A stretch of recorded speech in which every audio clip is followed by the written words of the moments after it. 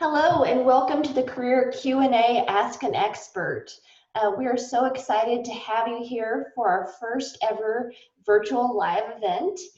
Before we get started, we wanted to do a few housekeeping rules. We want to let everyone know that all participants will be muted with the exception of the hosts, and this is in an effort to keep the session organized and productive. Also, please type your questions into the chat box and our host will read them out loud and answer them accordingly.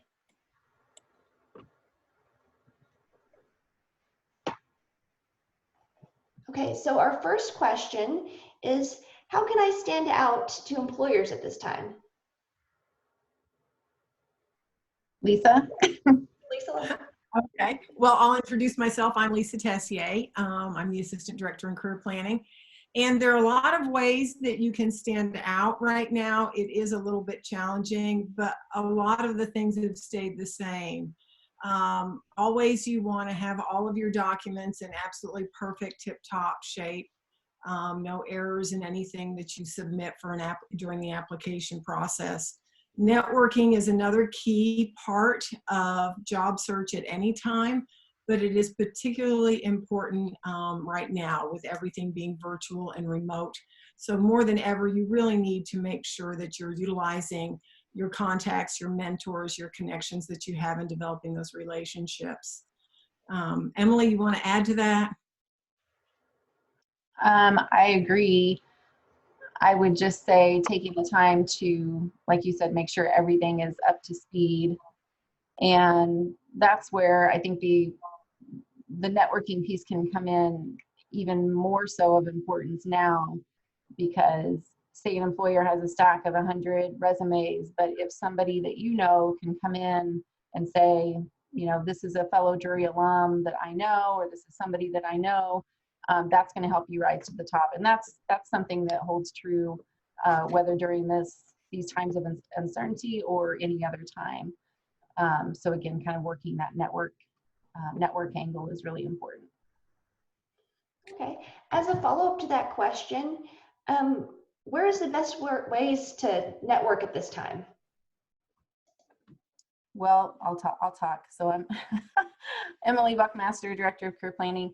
So I was just talking earlier on another presentation about LinkedIn, and you know, nothing really can take the place of that in-person networking that you might do that you might be able to do at an event possibly. But you know, right now we don't have those events as a possibility really, but there are virtual ways you can connect with people, whether it's through informational interviewing and that's where you might, you know, do a small session or a phone call or a session with an alum or somebody else, another professional. Remind me of your question again. Well, we're just thinking about what are the best ways to network at this time? Oh, right. Okay. So yeah, reaching out we're actually going to do a campaign kind of, you know, promoting that again with our Drury alumni. So I think we'll get a lot of activity off of that, but that's where you can actually take that into your own hands and do some searches, and we can help you through that process if you've never used LinkedIn in that way. But there are a lot of different ways to connect with the Drury network through that, and then just other ways of using LinkedIn to connect, thinking about just everybody that you know. I mean, it sounds silly, but just casting a wide net. You know, we hear kind of the craziest stories about, oh, I told my dentist that I was, you know, looking for a job in XYZ industry, and they knew somebody from last week that had come in looking for somebody in that industry. You know, it's just being very, I would say very forward, not forward like aggressive, but just using any contacts to your advantage, because you never know who is going to know somebody who may be able to help you out. And then in turn, down the road, you're going to be able to help out somebody else in the same way in, you know, maybe 2 years or 5 years or 20 years. Sure. What is the easiest way to find Drury alumni on LinkedIn? Do you want me to talk about that? So that's where we can kind of walk you through that. But I think it's easiest personally to just do it on a desktop, but you can do it through the app too. But basically what you do is you search for Drury University as a school, and then you click on school. And then there's an option that says view alumni or see alumni. And basically you would just click on that. And that opens up just tons of possibilities. That's where you could type in an industry or a major or a job title, a location. If you're going to Kansas City, you know, it's not that you have to know somebody in that field in Kansas City. Maybe you just want to learn about people in Kansas City and see if they have possible connections or advice for you about moving to Kansas City. Maybe you're not from there and you want to know a little bit more. So that's what I would do. And I usually tell students that, you know, everybody's on LinkedIn for a reason. They're there to usually help. The worst thing that can happen if you try to reach out to somebody and they don't respond to you is that they just don't respond. I mean, they're not going to, you know, be mad at you for reaching out to them. So it doesn't hurt to just very nicely and professionally introduce yourself. You can blame it on our office. Say, I was working with career planning and development, or I attended a presentation and they encouraged me to reach out to people in my field or people in Kansas City to learn more about it. People are really willing to talk about themselves for the most part, or help out a student. So you'd be surprised at how often if you're approaching it in a smart and professional manner, you'd be surprised at how willing people are probably to help you out. And I don't know if you guys have anything to add to that. I would just say, just to reiterate what Emily said, that Drury in particular, I think the alumni at Drury are very anxious to work with students in any way that they can. And it's, I was just talking to an alum today, in fact, and she said she has discovered that networking has been the key to her success getting out, both going through grad school and then, you know, even beyond. And so those connections that you make are important. And if you view them as connections, instead, and as developing relationships, instead of as I'm going to see what I can get from this person, you will have a lot more success and be happier, because you'll find that it really is a give and take relationship. And in the end, like Emily said, you'll be able to give to the next person coming up, or maybe even that person you're initially contacting. You'll be able to give back to them in some way. I have a student I was working with recently, and she contacted someone in California. She wants to get into the entertainment industry. It's an elderly couple. They're in the entertainment industry. They haven't really been able to get her foot in the door, but they're also now quarantined. And so she's been contacting them and saying, can I get your groceries and things like that? So there's always ways to give back, even when you feel like you don't really have the talent or the wherewithal to kind of have a give and take relationship. And that's what you want to strive for whenever you're networking. Well, thank you. Those were both great answers. And that was a great story too. I love hearing stories like this from our alumni and how the connections are being made really globally. Our next questions are more about internships. So Andy, we're going to direct these to you. Should I continue with my internship plans for the summer? Well, I'll start with introducing myself. I'm Andy Swartz. I'm a career advisor in career planning and development, and I also coordinate our internship program. So that's a great question. And the answer, I wish I was a little more confident in this answer, but it really just depends. It depends on the industry. It depends on the organization. There are a lot of organizations, even here in Springfield, that are still hiring interns. Now, some of those places, the experience might have changed somewhat, where they're now remote internship experiences or project-based, but they are still looking for interns for their organization. But there are fields and industries that are kind of putting a hold on their internship search process for the time being. Specifically, healthcare is one, and that's again because they're wanting to limit the amount of interaction that their interns might have, individuals might have with patients, especially in hospitals that might have COVID-19. And so there are places that are more so waiting and seeing what develops, especially here in the next month, in the next few weeks, before they move forward with their internship program. But I'm still getting students that are emailing me asking for information on how to register for an internship for credit because they've been able to find an internship. So there are internships that are available. But again, it just depends really on what you're looking for. I think that another question that might naturally come up is if I've already have an internship secured, but I haven't heard back from the company, does this mean that my internship is no longer an option for this summer? And I think that it'd be helpful to just think about where these employers are right now. They've obviously had to change a lot of things in their organization, especially depending upon if they've been deemed essential or not.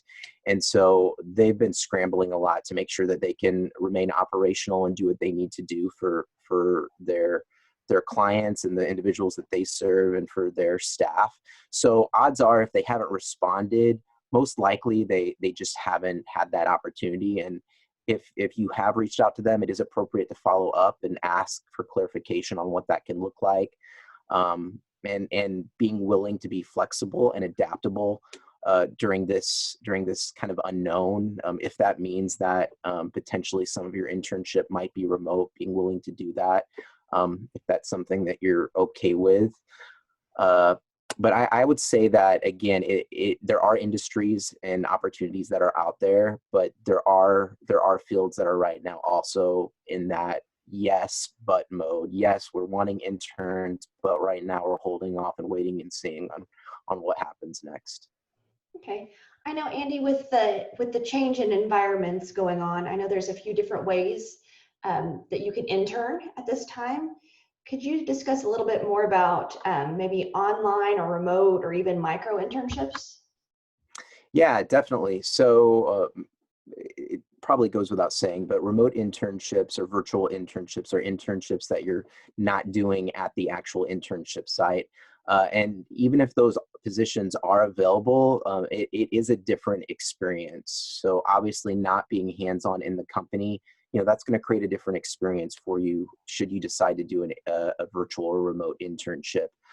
They can still be very meaningful. I know that there's a lot of companies and internship site supervisors that have great structure in place, and especially for a student who's very proactive, it can be a really meaningful experience as well. But it's definitely a different experience.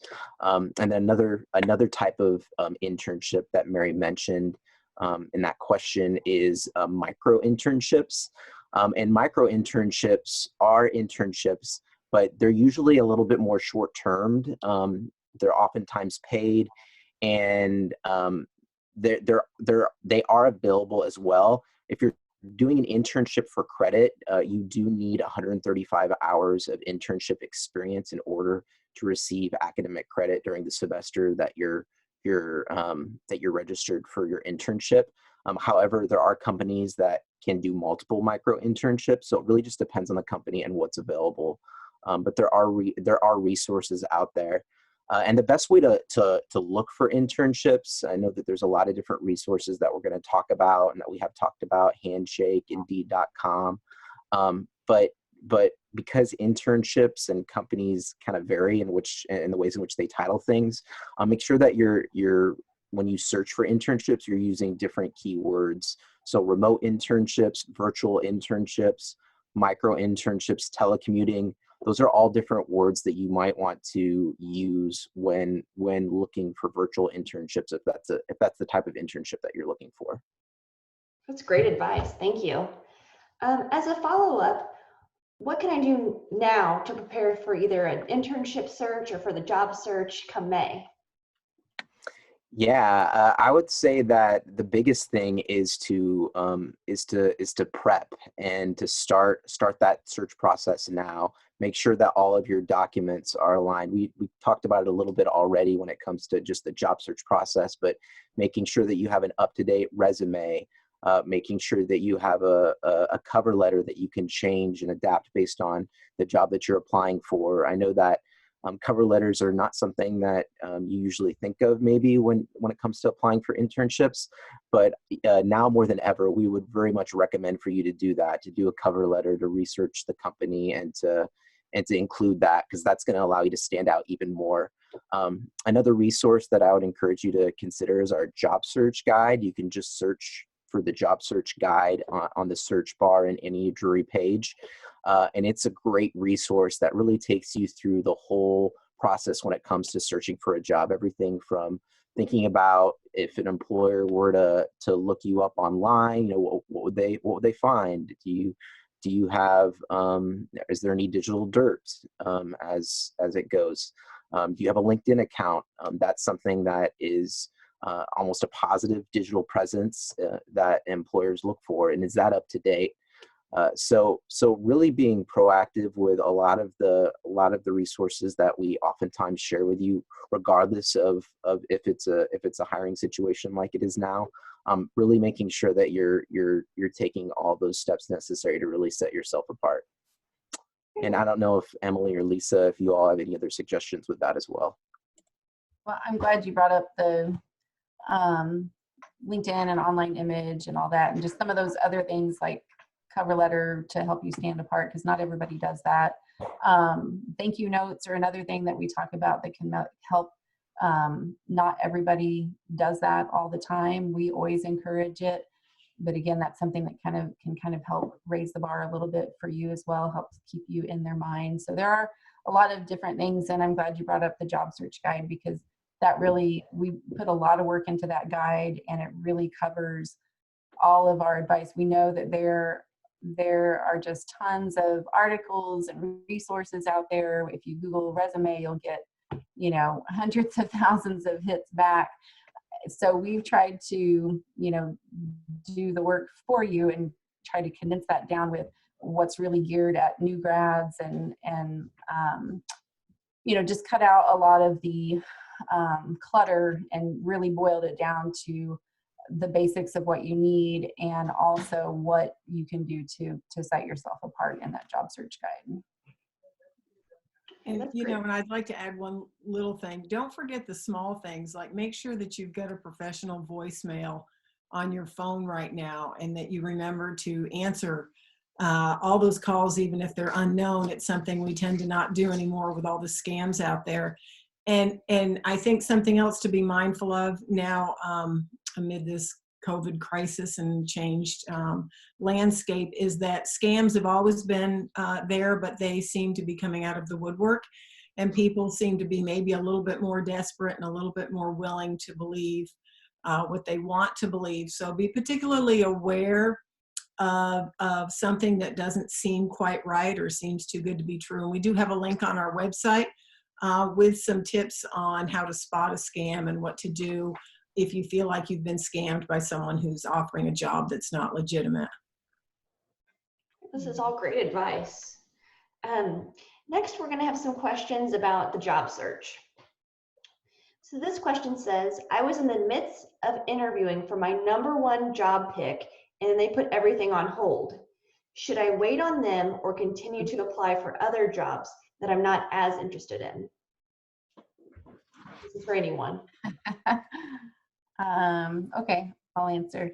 So yeah, in the midst, that's what we're seeing. A lot of stats, or some stats are showing right now, that a lot of employers are just on hold right now. They're just kind of in this holding pattern, because as you know, we don't know when, business and the economy and everything's going to kind of start back up right now. Everything's just kind of in this limbo phase. So that's where you, I think, have to kind of weigh your options. And these are things that I would tell somebody under any other normal circumstances. If you've got your first pick of your position, you need to think about, do you want to either hold out for that, or are you willing to go ahead and look at some other possibilities, because you don't know how long #1's going to take. So, I would encourage you to not just apply. This goes for any time, but don't ever just apply just if you're really not truly interested in a job. You don't want to back out of offers. That is something that is terrible to do. The HR world is a lot smaller than a lot of people realize, and you do not want to back out of an offer that you've already accepted, for sure. So that's where you just really need to, I think, weigh your pros and cons, think about your options, know that you may need to move on. Like Andy was saying earlier, it is okay to check in. Maybe, if they've given you a timeline, you can ask. If they haven't, again, they may not have an answer for you, but that may help you make your decision.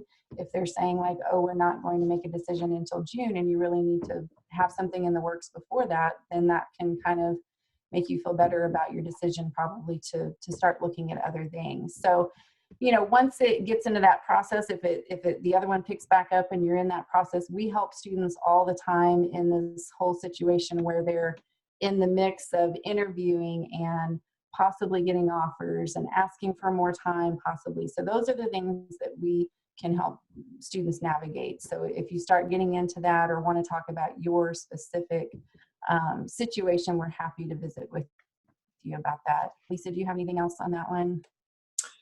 No, I think that pretty much covers it, really. It's going to happen at some point, whether there's a COVID crisis or not. You're going to get the two offers, and then you've got to balance what to do. But I do want to say that what Emily said, sometimes just talking to somebody neutral about it, somebody in our office to bounce the ideas off of, can really help you clarify how to move ahead in those pretty tricky situations. Mm-hmm. Okay, and then here's our last question. How can I improve my chances of moving forward in the hiring process for a very competitive position?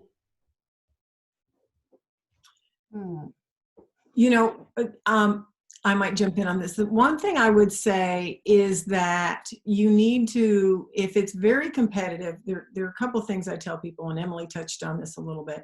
Don't ever apply for a job you don't want. It will be the one you get. I almost promise you. And then you've got to deal with that whole, oh, well, no, I don't want this job. So apply. It's much better for you to apply for fewer jobs and do an excellent job than it is to apply for a lot of jobs and do just a mediocre job. So to set yourself up for a truly competitive job, you need to pull out all the stops. And that's going to include, going back to what we said earlier, having a perfect resume, a perfect application, a perfect cover letter, making sure your references are spot on and that they know they're going to be contacted, so that when the employer doesn't ever, you don't ever want them to have to hit a barrier. So if they're like, oh yeah, we really like this candidate, but we contacted their references and one was on vacation and the other one, the phone number was wrong, that's not going to look good for you. So always let your references know that you have applied for a position. They might be hearing a call. Here's my resume to remind you of what I've been doing in case you get a call. Also, the LinkedIn and the recruiters and the alumni, connecting with anybody that you can in that organization. And when you're approaching a job that's very competitive, you want to start way ahead.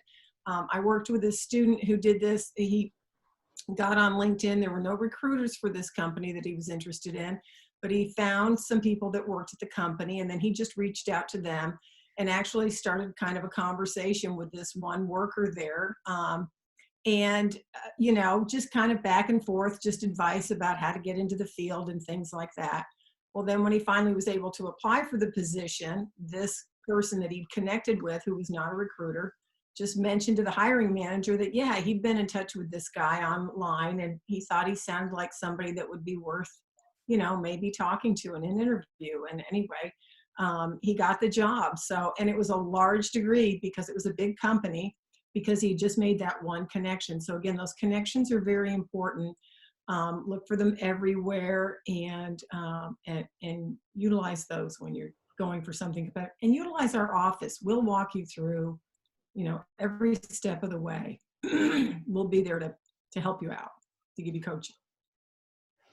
One more thing we might want to touch on real quick, because I think we maybe have a couple extra minutes, would be just for those students who may be nervous about maybe for seniors especially, or even students who maybe, or we're looking for an internship who, maybe their plans are having to change or maybe kind of be on hold for a little bit from what they originally planned. So maybe we can talk a little bit about that.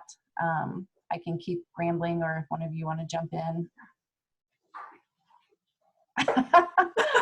Okay, I'll keep talking. So,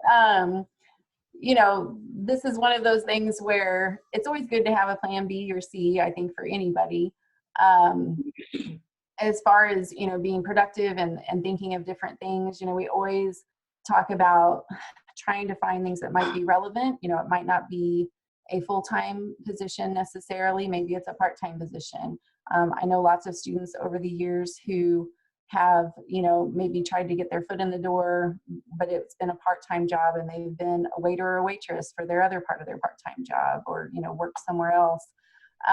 You know, you might have to get kind of creative in this kind of limbo period if you're not, you know, able to go for exactly what you maybe originally planned.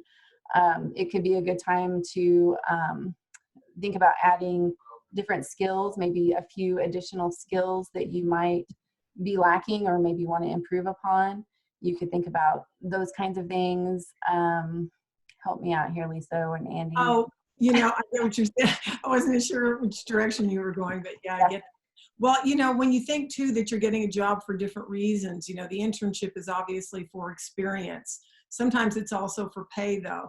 Well, and then if you're graduating as a senior and you're looking for that full-time professional permanent position, you know, the dream job, and you can't get that right now because of the current circumstances, but you can maybe get a position, maybe you do a couple of jobs. I mean, there are people that have worked 2 or 3 part-time jobs, and you know, at least the good thing about this current crisis is we do know it's temporary.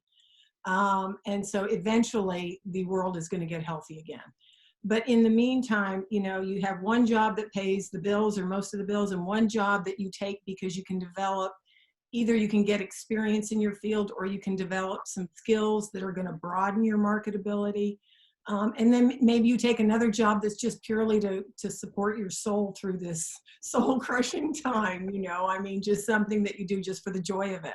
So I think thinking about it more broadly, like Emily was saying, is what we're really trying to get you to do, and to realize that those things do seem a little bit scary right now. They seem scary for every senior who's graduating. So, you know, it is a little different for you all, but it's also very similar to what every other senior has ever felt. And just talk to anybody who's graduated from college and they'll tell you that.